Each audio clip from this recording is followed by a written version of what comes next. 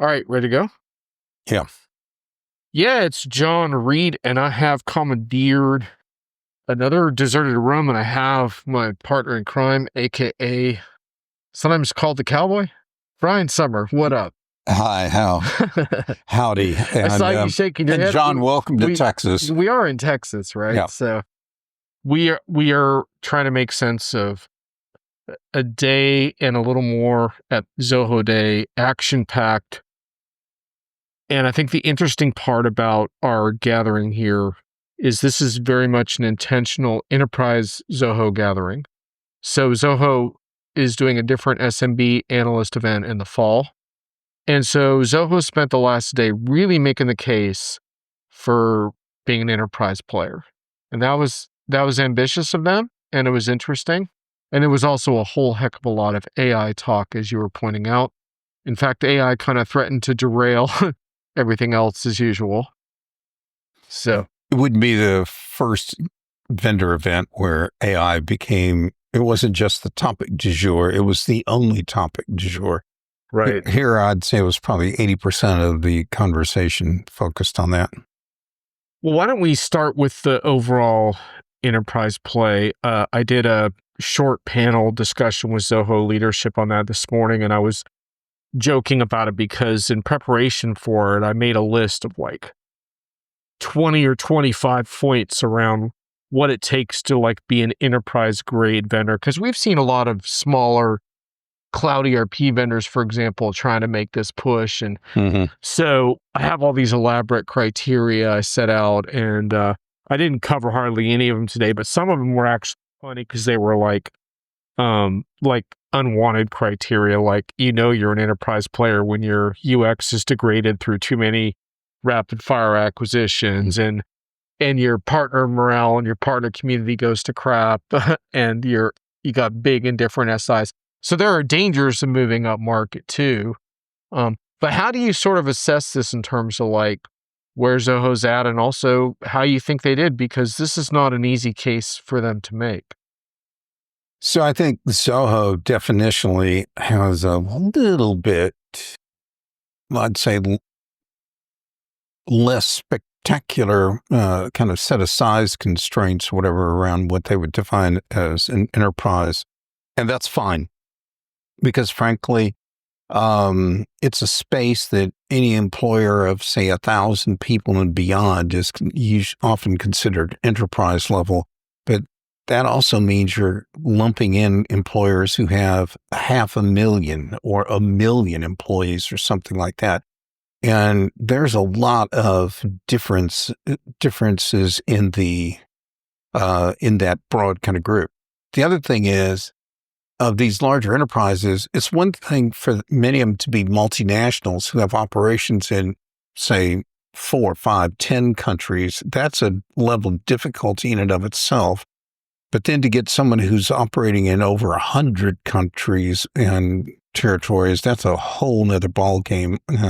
So they're clearly on the lower end of that range, but that still means they had customers that they shared with us under NDA that have many thousands and thousands of employees. And I did like, believe it or not, I liked how they were approaching a number of big global firms by dealing with their Asian kind of subsidiaries or divisions and what have you first, and kind of capture the local kind of versions of these companies and then expand outward from there. And it seems to be working.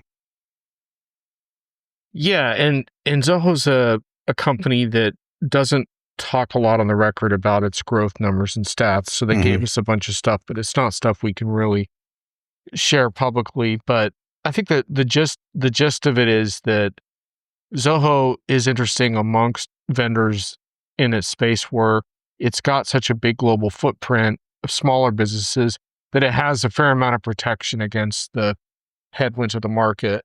And it gives them some freedom as a privately held company to pursue the enterprise in a Zoho type of way. The question is, how does that pan out? And I think you joined later in this session, but this morning during the breakout sessions, I got some of the most convincing sort of data points from the customer that presented that was talking about, for example, they're running SAP and Oracle, but they actually turned to Zoho Expense because, quite simply, it was better, easier to use, cheaper, integrated well, and deploying it at scale and dramatically reducing the time and hassle of, the expense management Hmm. scenarios that a large company with a big global footprint and 3,000 plus users has to offer. But what was interesting about the Zoho Enterprise play in that context is they're not at the point where they're trying to get companies to rip out SAP and Oracle, though they have a little bit of stories around some of that, but they really want to coexist, but then start making the case for what else can you do with Zoho internally now that you have, say, Zoho Expense in place or whatever. Well, years ago, I remember uh, meeting with two different large enterprise vendors in the same day. And both of them were almost paranoid that a that the other might get a toehold into their account. And maintaining account control is an obsession with vendors who have large enterprise accounts. I mean, these things are expensive to sell and close and implement, and they also tend to hang on to those solutions for a long, long time. I think a major vendor that doesn't see Zoho becoming a potential threat is underestimating Zoho. And I mean that in the most complimentary way around Zoho. And it's fine that they can find entry points into some of these large enterprises. But I'd say make no mistake, they're going to expand geographically the same module, if you will, throughout a customer. They can also expand functionally with all kinds of extra tools, utilities, as well as other applications.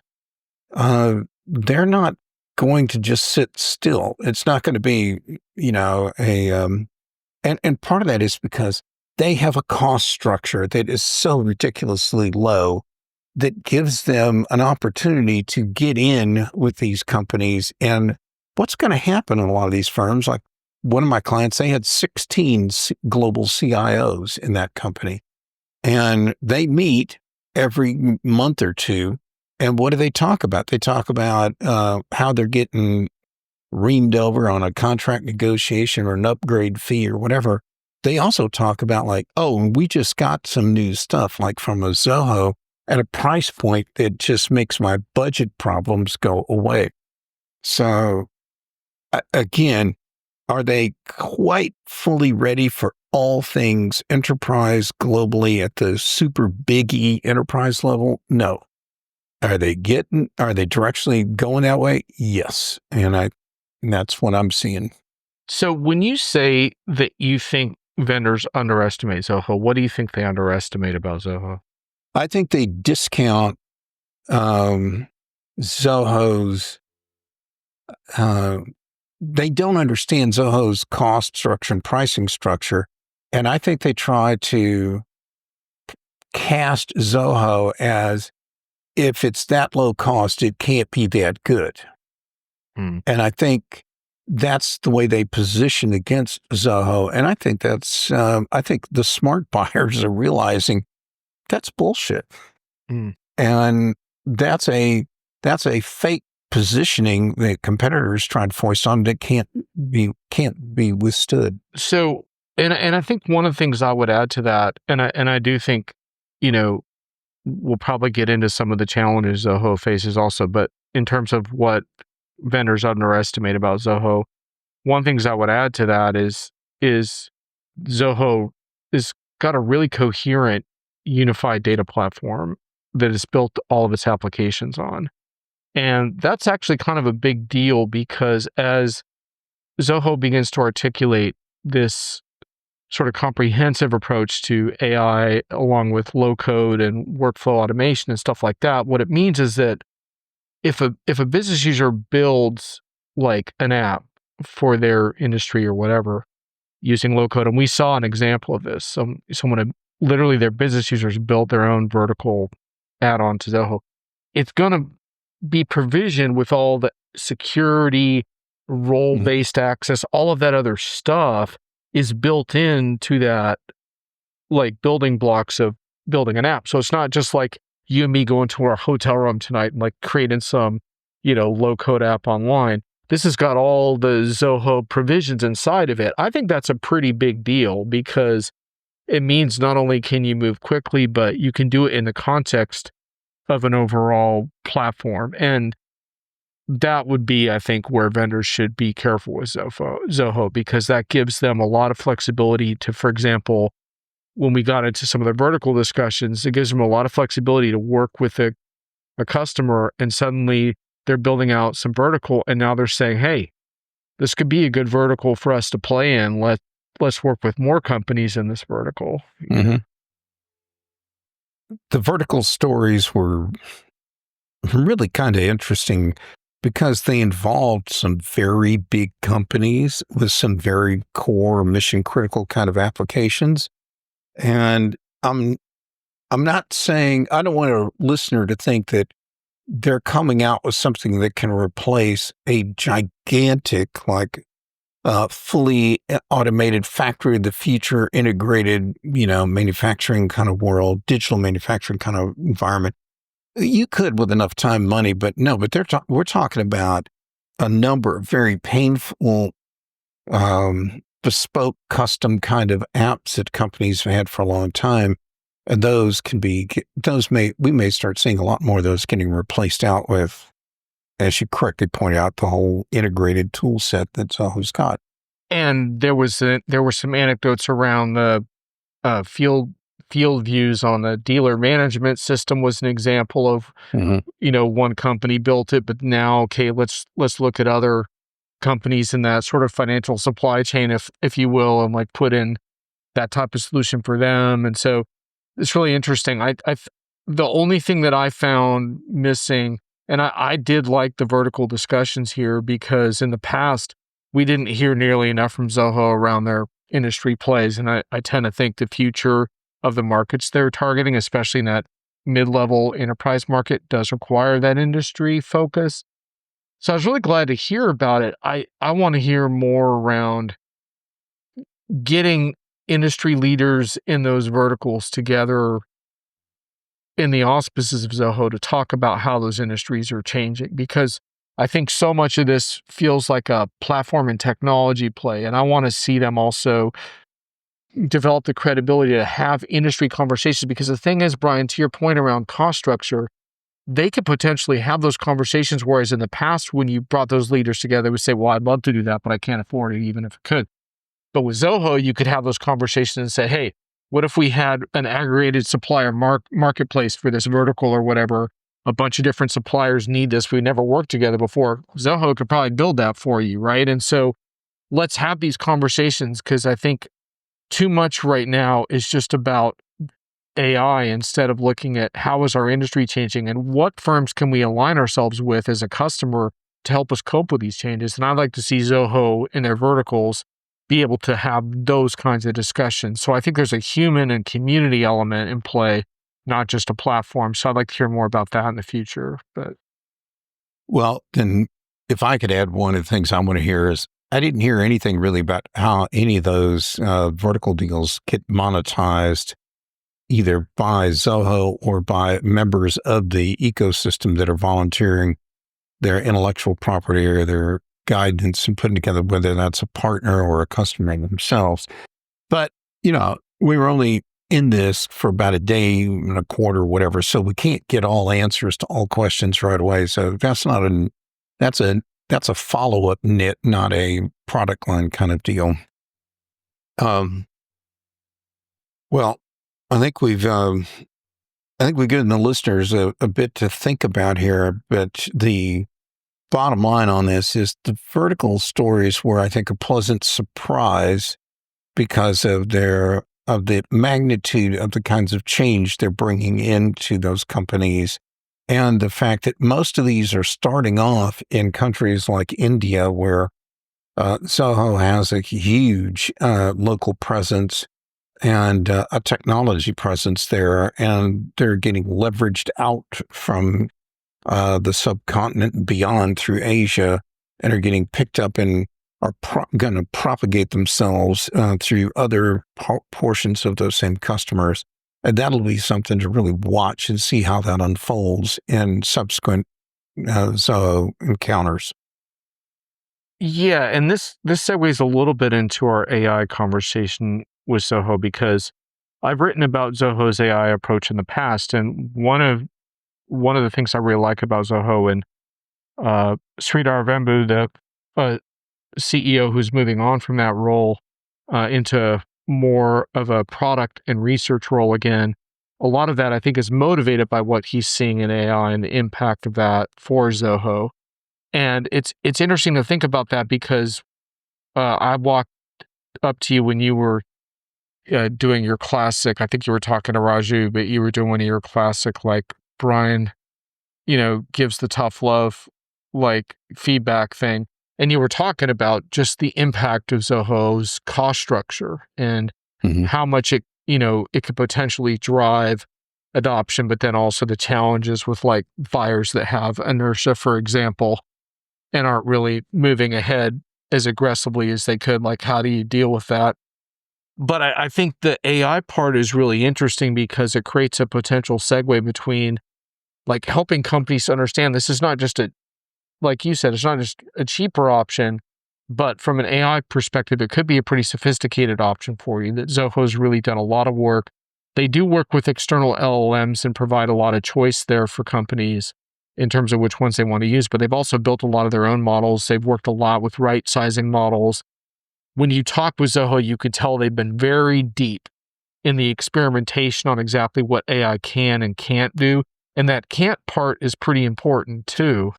Is it can't or shouldn't? Right. Yeah. Some combination of the two, right? Yeah. Like, and some things that you simply shouldn't do with AI for whatever reason. Do you want to talk a little bit about your take on their messaging and what they had to say on AI? So we got a lot on that. And frankly, I could steer you guys. You could read the press release that they issued this week on it. It talks about Zia, which is an AI technology they introduced in 2015, as well as Zia Agents, Agentics, the Agent Studio, Agent Marketplace, and so forth. Just to sum that up, we saw a really cool tool that would build agents for you, which was really kind of neat. And it's using no code, low code kind of technology. And from that, once you build an agent, you can also park it in the marketplace for others to take advantage of, if you like. How you make that available and the monetization of it, I didn't get a chance to get into. There's more, though. I mean, they have all these productivity tools and capabilities that go with it.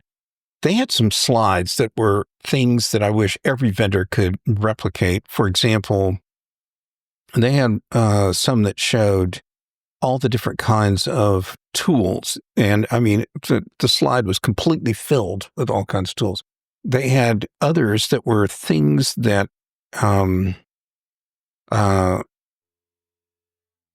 what do you call them? Drawing a blank here. Uh, they had, they called them contextual. That's the thing. And the contextual AI capabilities were just everywhere in the product line. They show up in all kinds of functions. And I even heard one of the Zoho executives tell someone out in the hall that most of the people have no idea that there is actual AI work going on in that little bit of functionality that the user is engaging with.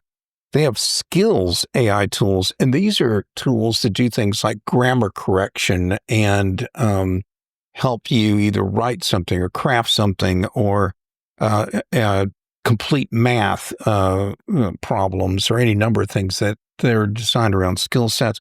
They have another one which is around building tools, and they had one where a user took an image and snapped it, and so you're dealing with an image and not a live piece of code. It's just a picture. And from that, you just tell this AI tool, build me an app or form using this image as the template. And in about 2.5 seconds, there was a completed app that figured out the labels, the fields, everything else, and made an app that looked just like the image that was snapped and put in there. So, I mean, they have all those kind of things, and the stuff is just prevalent all throughout the product line. So I want to walk the listeners through a few highlights from Sridhar's keynote on AI, and then you can add some color to that, because I thought he made some pretty important points that are pretty timely with the impact of DeepSeek, which has undermined a lot of assumptions in the market around the cost structures, especially around training AI. Zoho has been critical of the big AI sort of over the top infrastructure oriented, spend billions on data centers kind of AI for a long time. So I think Sridhar he referred to it as the AD era that we're in now after DeepSeek, but his contentions here are that essentially LLM reasoning engines are a commodity, and that features are table stakes, and the companies won't be able to charge a lot for it, which is referring to the trillion-dollar market hit that a lot of these companies took. And by reasoning, I that's a problematic term for me, but he's talking about essentially that LLMs are pretty sophisticated at the time of inference at trying to make sure that they're serving up something that's relevant to your query. So it goes through a few different steps, basically. So he asked the question then, well, where's the value, right? And so what he said was the value is in the specific business data and context of you as a customer, combined with the commodity reasoning engines. And he talked about in that context how there are problems, though. So a conventional database, for example, allows you to update or delete facts you've already entered. Right. And he asked, how do you delete information from an LLM? How can you be sure that it's actually been deleted? And what kind of trouble does that get you into with current compliance issues? And one of the conclusions that he's drawn from that is this mandates the so-called RAG architecture, which is essentially the idea that you avoid some of those problems by bringing in customer data only through the context window. So it's through essentially an extended prompt scenario. It never becomes part of the LLM. So that helps you to avoid some of the problems of putting customer data into an environment where if you needed to take something out later, it becomes pretty difficult. I thought that was all very interesting. I would have some additional criticisms and context and observations, but I thought that was a really interesting way he framed it. And the other point that Sridhar made is he's particularly interested in the developer part of it, because code syntax is fairly easily checkable by machines and other machines to find problems with the code. And so he thinks the developer productivity numbers around Gen AI when it moves forward are going to be quite exceptional. Now, we could have some longer discussions about what developers in the field have found so far, but he's very optimistic and focused, I think, a fair amount on that. Zoho as a company is looking at a much broader thing, but one of the key points that Sridhar made was that ROI is affected by the need to review Gen AI output. And he's absolutely 100% right about that. And though I would say it depends a little bit on the scenario. So for example, if you have an automatic invoice recognition Gen AI program, and what you need to do is make sure that it populated the fields correctly, that affects ROI, but still a human could pretty quickly hit approve on, say it's a certain level of ticket where above 10,000, you have to have a human review it or whatever. That affects ROI too. But what really affects ROI is the examples I've seen lately where someone was showing off like, OpenAI's operator can generate all this research for me. And I'm sitting here thinking, if I use that for an article, I would have to literally verify all of it. I mean, I lose all of the ROI. So Correct. it depends a little bit on the type of human review, but that was sort of his point. So with all of that kind of said, what was your big takeaways from what he had to say? So the program productivity point got pounded in pretty good. I mean, they were talking 10 to 100x kind of improvement levels are possible. And that could have some rather substantial impacts, obviously, on the profession. And it made me ask a question privately to one of the executives. If you believe that's true, then why does Zoho still have that training academy going on to create next gen kind of programmers in India? And typical me, I would be the one who puts those Wow, two data points wow, together. aren't you a little troublemaker, huh? So that's one point, but let's move past that. The real thing here is, uh, I actually agree with him that the improvements in programmer productivity are going to cause just an explosion of potential new product coming out. Because a lot of what AI and can do for programming is sort of like what we experienced after the initial creation of computing in the like 50s, 40s, and 50s.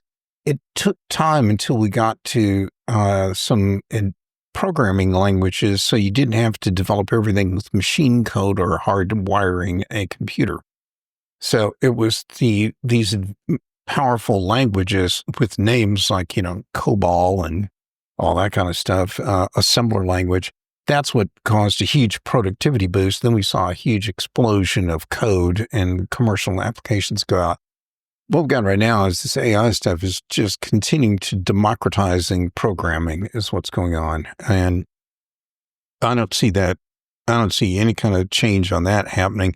What I did find interesting was this side conversation of sorts that was going on the big stage, where there were Soho execs were drawing parallels between what happened when farmer productivity went through the roof through Right. incredible amounts of mechanization, starting really in about the 40s in earnest, and how it really drove down the numbers of farmers out there. The same thing happened with mechanized textile mills, and it pretty much got rid of the home weaver kind of market.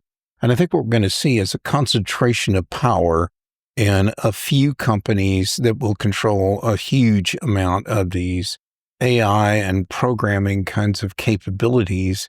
And this is the time for Zoho to get out there and grab all the land and market share they can for this kind of space, because it's going to get tight.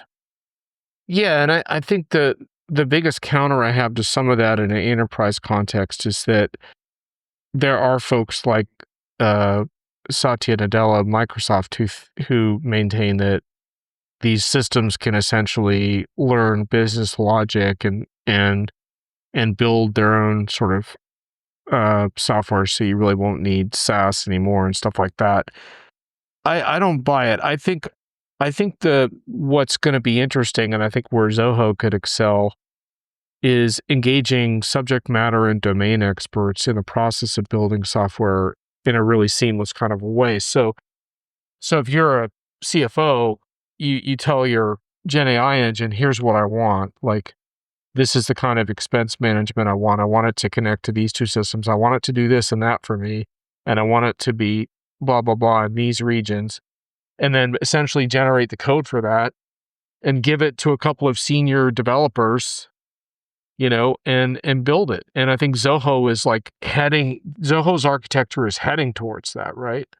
So in the past, that would have required 50 developers and a bunch of as is to be conversations and requirements gathering and all that shit. In the so-called future of it, as I see it, you connect the domain experts like directly with that interface. The code gets outputted and it probably needs some tweaking, but you only need a couple of senior developers to do that. So that's how I see it. Anyway, I think Zoho's got a big opportunity in that area. So let's temper that just a little bit. I think they have actually a huge opportunity in some of the vertical areas for this, Yeah. because the logic for a lot of that is not regulated. It's not as torturous as what you find with, say, the preparation of financial statements. And I know you and I've had a spirited bunch of pieces we did when Klarna, I think it was, Right. was talking about we're going to get rid of Workday and Salesforce. And I pointed out in my whatever rebuttal to that concept that just show me how AI can write an entire financial statement report. It's going to take a while before they can crack that code on that. But I do believe they can crack all kinds of other kinds of capabilities and knock those right out of the park. So Yeah, I was just using that as an example. It could be a retail expert. It could be, and when we talked about this with Zoho later, they're very much thinking similarly in that they don't really want to get into super heavily regulated vertical areas mhm, because it's not as easily transferable for them, which makes sense, right? So healthcare is one example of where all the hoops you have to jump through, and it's not just the regulations, it's the resulting data silos and legacy software systems that are part of that industry, part and mhm, parcel of all that mhm. regulation, right?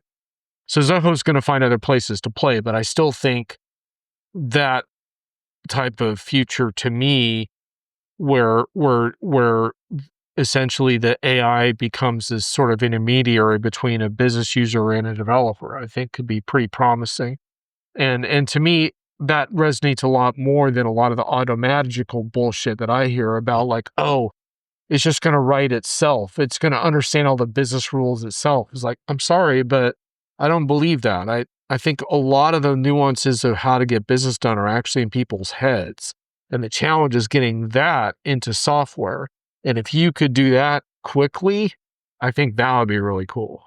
But I'm sitting here kind of chuckling as you're saying that because I kept thinking about something earlier in my career where I had to read all these insurance regulations on how to price out policies. And every state had its own collection of funky-licious kind of weird coverages and pricing protocols and so forth. And not only that, but every insurance company's got their own underwriting rules. And anyhow, one of the things that stood out in my mind was this thing in Louisiana called windstorm pool indicators. And you had to know, like, which side of a levee is your house on determined whether you could even get insurance or not and how much it was going to be. And imagine trying to come up with programmatic logic for that in days before there was even GPS. yeah, So now where I'm going with this whole point is I think the real opportunity that's understated here, it's not rebuilding the same vertical right, solution we've had for the last 50 years. Let's reimagine what that could work like and how it could be done a right. whole lot better now than we have, like in the case with the insurance, a GPS capability to go Right. with it. But see, that's exactly why I like that idea of taking it directly from someone's ideas, right? Where this is how I'd like my software to work. And then that becomes code, right?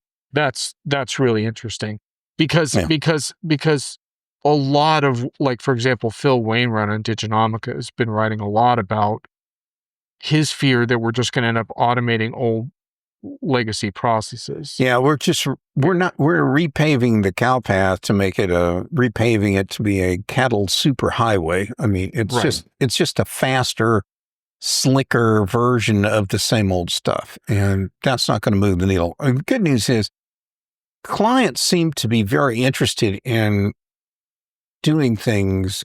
They want a quantum jump because they've learned through experience that whatever system they put in place is going to have to last at least a decade or more. So they want, in this rapidly changing and rapidly obsolescing world of technology, they want something that's got some longevity in front of it. They need to see the runway in front of this product, not look backwards and see where they came from. So we're in the final thoughts phase of our podcast, Brian, because we are just about out of time. It took us 3 weeks to actually get in the same room together. So, uh, Yeah, we've had some travel problems yeah, we for have. sure.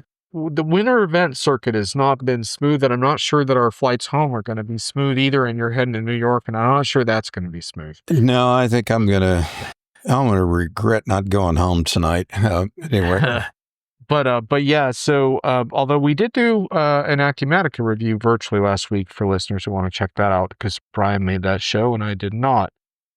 Anyway, so the final sort of, thoughts here. I think my final thought is I thought Zoho made a really interesting case for being an enterprise player, and it will just be very interesting to follow, like, what they do, and I think the more creativity they can apply to, like we were discussing, to changing how things are done, the better it will be, because I think a lot of enterprises really would prefer a software vendor, like you said, that's not only cheaper, but less friction, better to deal with, better aligned with what they're trying to do. Mhm.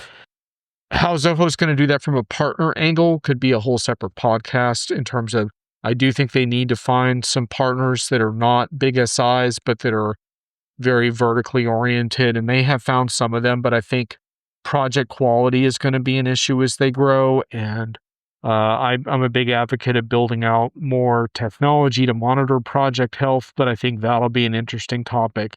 So if we left anything out of this discussion, I would say it's the role of partners in all of this. But otherwise, hey man, we only had so much time. We could allot to this and cover all this information. Was there anything else you wanted to touch on? I think the one thing that none of the other analysts or even anyone's really talking about explicitly, but I think we need to get it out there. I remember some of the first contacts I had with this firm, and I think you were there as well, like in Pleasanton, California. And dealing with Soho back then, they were I would call it, they were in this young teenager kind of mode. They'd had success with some of their other businesses. Uh, they thought they knew a lot about the apps marketplace, but I don't think they understood, let's say, like the North American, European market, maybe as well as some of the analysts in the room. And so there was a lot of this kind of growing pains, awkwardness, whatever, in the beginning. I mean, they've always been super nice people. Don't get me wrong, but these software companies go through these maturation levels. This event the last couple of days here made me think of, this is a different kind of Zoho. Nothing about the culture's changed or anything else. It's still what it was.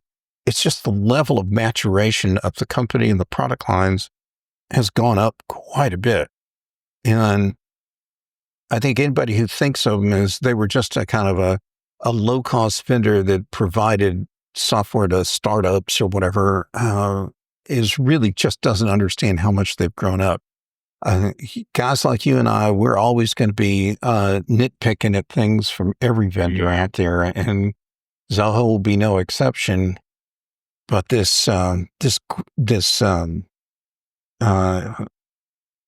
commercial growth of the company, I when I look back over the last decade, it's been rather astonishing how much it's come along. Indeed. We'll stop it there for now, but thanks, Brian, for the review of Zoho Day 2025. Good luck on your travels. Thanks. You too.